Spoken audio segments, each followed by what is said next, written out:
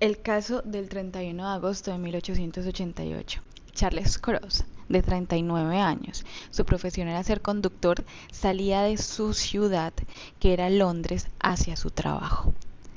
A las 3:30 de la madrugada él vio a lo lejos una lona y procedió a caminar hacia ella. Cada vez que se acercaba pensaba, si es una lona me sirve, pero cada vez le cabían más dudas de que fuera una lona, así que se fue acercando rápidamente para saber qué era. Cuando ya estuvo muy cerca se dio cuenta que no era una lona, así que le pidió a su compañero con el que iba caminando que lo acompañara a ver qué era lo que estaba pasando. Cuando llegaron, hacía una mujer ahí acostada, boca arriba, con las piernas estiradas y con la falda hasta la cintura. Ellos vieron si podían hacer algo por la mujer y cuando se dieron cuenta pues ya no podían hacer nada por ella, optaron por ponerle como o cubrirle las piernas y llamar a las autoridades pertinentes. Cuando las autoridades llegaron, Charles se fue del lugar y se quedaron las autoridades y se dieron cuenta que la mujer había sido cortada con, de lado a lado.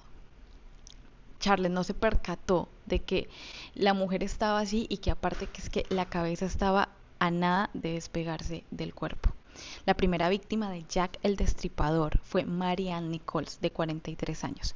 No había tenido para nada una vida fácil, ya que ella estaba sola con 5 hijos, ya que su esposo la había abandonado. En ese tiempo ella no tenía más salida porque les cuento una parte, Gran Bretaña fue una superpotencia mundial reconocida por todo el mundo y cuando Gran Bretaña tenía como esa fama, vivían entre lujos y pasatiempos y una gran moral.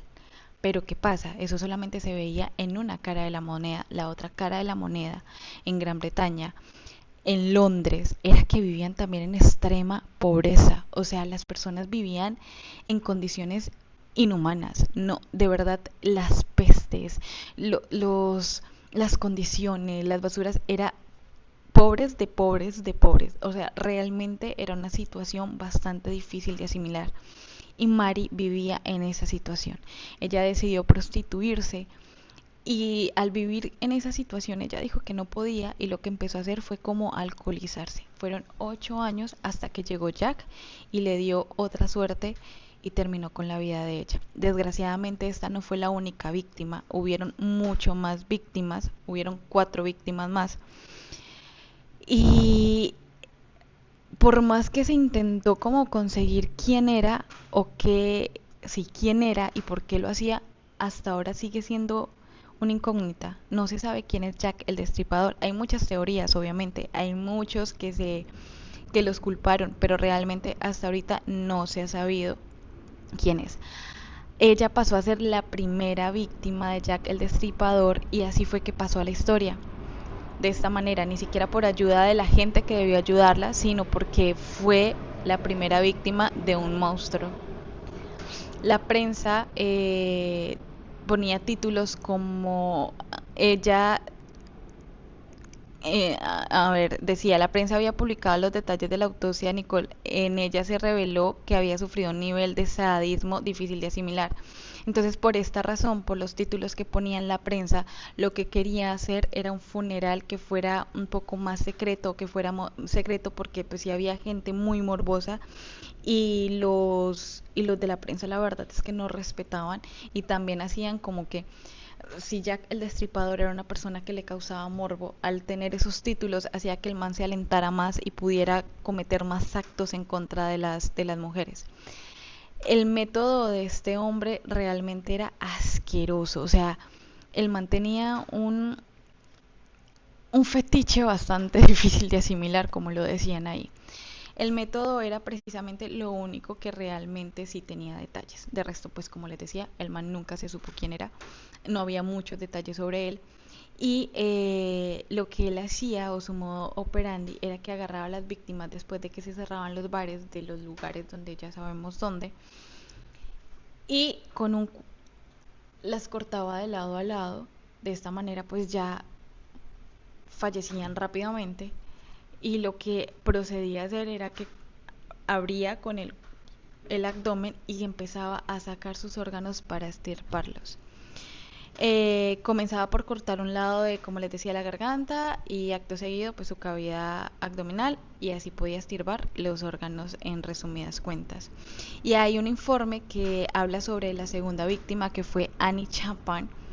Y este examen lo hizo un doctor que decía el abdomen había sido completamente abierto, los intestinos se habían sacado del cuerpo y colocado sobre el hombro del cadáver. El útero, ay, juepuerca, perdón, voy a volver a leerlo. El abdomen había sido completamente abierto, los intestinos se habían sacado del cuerpo y colocado sobre el hombro del cadáver. Yo soy disléxica, así que me disculpan. El útero, la parte superior de la vagina y 2/3 de la vejiga no estaban. No había rastro de esas partes y las incisiones eran cuidadosas, evitando el recto. La manera en que se había utilizado el cuchillo parecía indicar que tenía grandes conocimientos de anatomía y por eso muchas personas pensaban que era un médico cirujano el que había hecho esto. Era algo horrible, o sea, decían que parecía que el man tenía una extraña filia con las vísceras. Pero pues sí, o sea, era lo que le gustaba, o sea, el man hacía ese tipo de cosas. Lo más traumático que yo creo que le llegó a pasar al presidente del comité que iba dirigida a él, que se llama George Lux, y ya la leo, es que el man le envió esto, le envió medio riñón que tomé de una mujer, lo he conservado para usted, la otra mitad la freí y me la comí, estaba bueno. Si espera un poco más, quizás le envíe el cuchillo ensangrentado con el que la saqué. Firmado, atrápeme si puede. El autor de la carta había escrito esto según y su puño y letra desde el infierno. No se ha sabido hasta ahorita quién es. No se tiene conciencia de quién pudiera haber hecho estos actos. Fueron desde 1888, desde ese 31 de agosto hasta durante ese año que hubieron estas 5 víctimas y se culparon hasta zapateros, o sea, se culparon médicos, zapateros, gente que iba a trabajar, o sea, se siguió culpando y tratando de buscar quién fue y quién era y por qué estaba haciendo esto y bueno, ya sabemos por qué le decían Jack el Estripador.